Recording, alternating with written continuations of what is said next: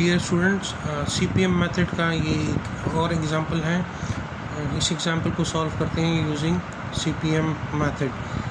Question क्या लिखा हुआ है, देखिए क्वेश्चन लिखा हुआ है consider the details of a project as shown in the table. पहले कॉलम में आपके पास एक्टिविटीज़ गिवन है, दूसरे कॉलम में आपके पास उन एक्टिविटीज़ का प्रेडिसेसर्स गिवन है और तीसरे कॉलम में उनका ड्यूरेशन गिवन है। टोटल एक्टिविटीज़ जो हैं वो A से लेके H तक हैं। पहला इसका क्वेश्चन है कंस्ट्रक्ट द CPM नेटवर्क। इस डाटा को यूज़ करते हुए आपने CPM का नेटवर्क बनाना है। दूसरा क्वेश्चन है डिटरमिन द क्रिटिकल पाथ। जब आप CPM नेटवर्क बना लोगे तो उसमें से आपने क्रिटिकल पाथ आइडेंटिफाई करना है। और तीसरा क्वेश्चन है what is the project completion time, कि ये पूरा प्रोजेक्ट जिसमें A से लेके H तक एक्टिविटीज़ हैं ये टोटल कितने टाइम में कंप्लीट होगा, इस प्रोजेक्ट का टोटल ड्यूरेशन कितना होगा। तो सबसे पहले इसका CPM नेटवर्क कंस्ट्रक्ट करते हैं। जिस तरह इससे पहले एक प्रॉब्लम में आपको बताया था कि जी यहाँ से हम स्टार्ट करते हैं, ये हमारे पास पहला स्टार्टिंग नोड होगा, इसको मैं नंबर देता हूँ नोड 1। यहाँ देखें एक्टिविटी A, उसका कोई भी प्रेडिसेसर नहीं है तो वो directly, that means activity A को हम डायरेक्टली स्टार्ट कर सकते हैं और उसका ड्यूरेशन है 3। तो यहाँ 1 से मैं डायरेक्टली स्टार्ट कर रहा हूँ एक्टिविटी A जिसकी ड्यूरेशन है 3 and this is node 2।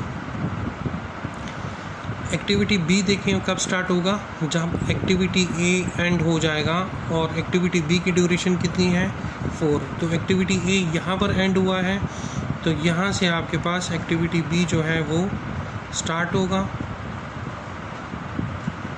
Duration उसका है 4 एंड दिस बिकम्स नोड 3। इसी तरह अब आप देखें एक्टिविटी C कब स्टार्ट होगी, वो भी A के बाद जब A एंड होगा जहाँ पर वहाँ से स्टार्ट होगा और उसकी ड्यूरेशन है 2। तो देखिए A यहाँ पर एंड हुआ है, ठीक है, तो यहाँ से C स्टार्ट होगा और यहाँ से हम C को स्टार्ट कर देते हैं, ठीक है। ये आपके पास है एक्टिविटी C जिसका ड्यूरेशन है 2, दिस बिकम्स नोड 4। उसके बाद आप देखें एक्टिविटी D कब स्टार्ट होगा, जहाँ पर B एंड हुआ है, ठीक है, और D और E इकट्ठे एंड होंगे, ठीक है। D कब स्टार्ट होगा, जहाँ पर B एंड हुआ है और टाइम उसका कितना है, ड्यूरेशन उसका कितना है 5। तो B यहाँ पर एंड हुआ है तो यहाँ से आपके पास D स्टार्ट होगा, ये एक्टिविटी D, इसका ड्यूरेशन है 5, this is node number 5। E कब स्टार्ट होगा, जहाँ पर C एंड हुआ है और D और E इकट्ठे एंड होंगे। E कहाँ से स्टार्ट होगा, जहाँ पर C एंड हुआ था और D और E जहाँ पर एंड हुआ है ये दोनों इकट्ठे एंड होंगे और E का ड्यूरेशन है 1। तो C यहाँ पर एंड हुआ है, D यहाँ पर एंड हुआ है, तो यहाँ आपने इन दोनों को कनेक्ट करना है। ये आपके पास होगा नोड E, इसका ड्यूरेशन है 1। इसी तरह F वो भी C के बाद शुरू होगा और F और G आगे इकट्ठे एंड होंगे, लेकिन F स्टार्ट कहाँ से होगा, जहाँ पर C एंड हुआ है और उसका ड्यूरेशन कितना है 2। तो C यहाँ पर एंड हुआ है तो यहाँ से आपके पास F स्टार्ट होगा, ये आपके पास होगा F, इसका ड्यूरेशन है 2, दिस इज़ नोड 6। इसी तरह अब आप देखें G जो है वो D और E के बाद, D और E के बाद G स्टार्ट होगा और G और F इकट्ठे एंड होंगे। तो D और E यहाँ पर एंड हुए हैं तो यहाँ से G स्टार्ट होगा और F यहाँ पर एंड हुआ है तो यहाँ G भी एंड होगा। तो ये आपके पास बनेगा G जिसका ड्यूरेशन है 4। उसके बाद आपके पास है H कहाँ से स्टार्ट होगा, जहाँ से F और G एंड हुआ है और उसका ड्यूरेशन है 3। तो F और G यहाँ पर एंड हुआ है तो यहाँ से आपके पास H स्टार्ट होगा और उसका ड्यूरेशन आपके पास होगा 3 एंड दिस इज़ नोड 7।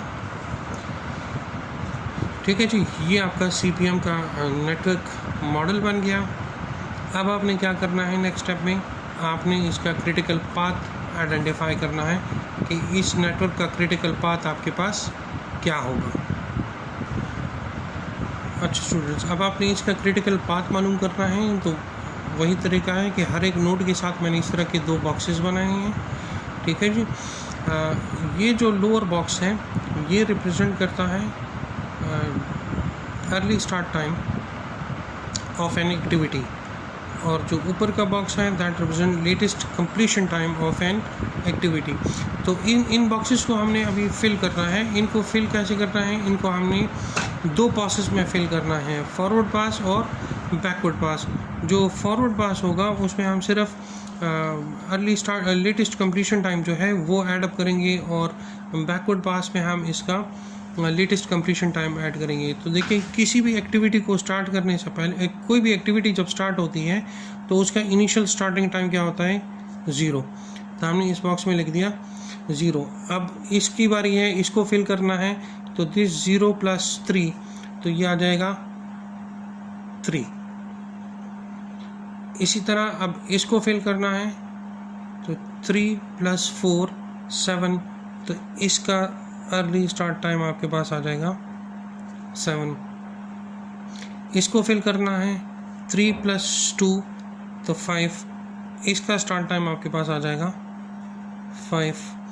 अब देखिए, इसको फिल करना है, लेकिन इस नोड तक पहुंचने के हमारे पास 2 रास्ते हैं। एक तो हम यहाँ से आ सकते हैं और दूसरा हम यहाँ से आ सकते हैं। तो यहाँ से अगर हम आएंगे तो 7 + 5 ये 12 बन जाएगा। अगर यहाँ से आएंगे तो 5 + 1 6 बन जाएगा। तो इनमें से जो मैक्सिमम होगा आपने वो सेलेक्ट करना है। तो मैक्सिमम ये पाथ बनता है 7 + 5 12, तो हम यहाँ लिखेंगे 12। ये नोड रह गया है। अब देखें, यहाँ पहुँचने के भी 2 रास्ते हैं। आप यहाँ से भी आ सकते हो, यहाँ से भी आ सकते हो। अगर आप 4 से 6 तक आओगे तो 5 + 2 7 बन जाएगा। अगर आप 5 से 6 तक आते हो तो 12 + 4 16, तो 16 मैक्सिमम है, तो आपने यहाँ लिख देना है 16। यहाँ पहुँचने का सिर्फ एक ही रास्ता है, तो 16 + 3 इज़ 19, तो यहाँ वैल्यू आ जाएगी 19। तो ये आपका अर्ली स्टार्ट टाइम जो है वो कंप्लीट हो गया। अब आपने क्या करना है, अब आपने यहाँ वैल्यूज़ फिल करनी है। ये आपके पास होगा लेटेस्ट कंप्लीशन टाइम। यहाँ से वापस जाते हुए हमने मिनिमम को सेलेक्ट करना है।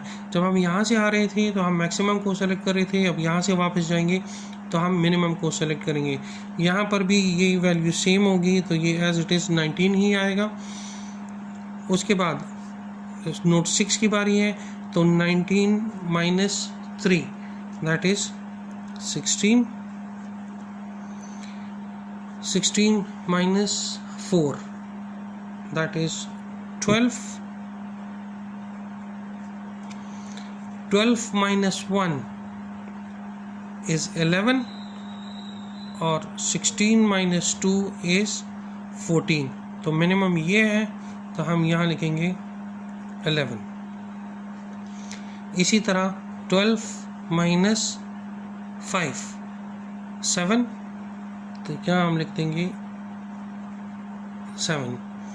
इसी तरह 7 - 4 3, तो हम यहाँ लिख देंगे 3, और 3 - 3 इज़ 0, तो हम यहाँ वैल्यू लिख देंगे 0।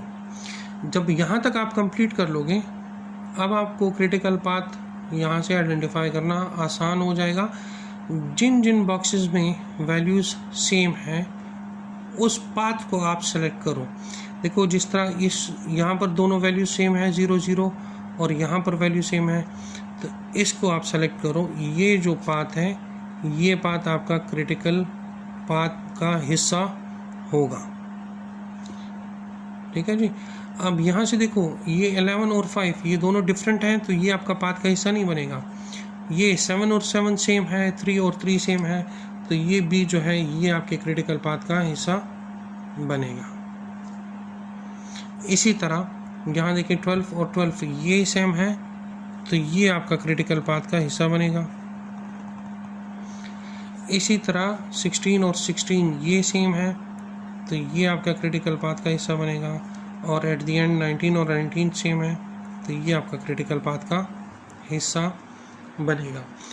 तो आपका क्रिटिकल पाथ क्या होगा इस नेटवर्क मॉडल के अंदर, वो आपके पास होगा ए, बी, डी, जी और एच। ये आपके पास होगा ए से आप जाओगे बी की तरफ, बी के बाद होगा डी के बाद आपके पास आएगा जी, और जी के बाद आपके पास होगा एच। ये आपका क्रिटिकल पाथ होगा। अब आपने क्या करना है, प्रोजेक्ट कंप्लीशन टाइम मालूम करना है कि प्रोजेक्ट कंप्लीशन टाइम क्या होगा। ये critical path basically the longest path in this network होता है। इससे लॉन्गेस्ट कोई दूसरा पाथ इस नेटवर्क में नहीं है। तो जाहिर बात है जो क्रिटिकल पाथ की वैल्यू होगी वही आपका टोटल प्रोजेक्ट कंप्लीशन टाइम ही होगा। तो आप इन क्रिटिकल पाथ की जो ड्यूरेशन है इसको आप एडअप कर लो, वही आपके पास प्रोजेक्ट कंप्लीशन टाइम आएगा। That is 3 + 4 7, 7 + 5 12, 12 + 4 16, 16 + 3 19। तो यहाँ पर जो वैल्यू आ रही है 19, वही आपके इस पूरे प्रोजेक्ट का कंप्लीशन टाइम होता है। Thank you.